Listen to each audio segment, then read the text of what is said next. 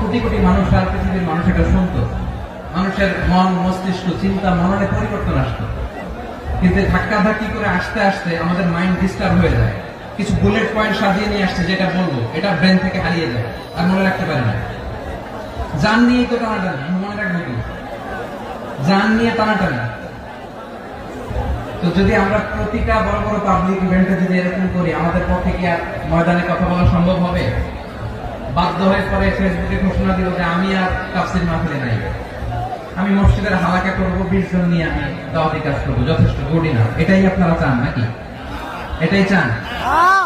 তো একটু মেহরবানি করে চুপ করা যাবে না, জায়গা না হলে পেছনে চলে যান।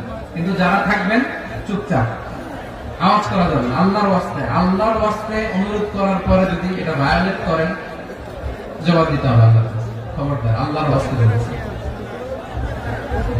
আওয়াজ করা যাবে না। ভাইয়েরা, এইভাবে আলোচনা করা যায়।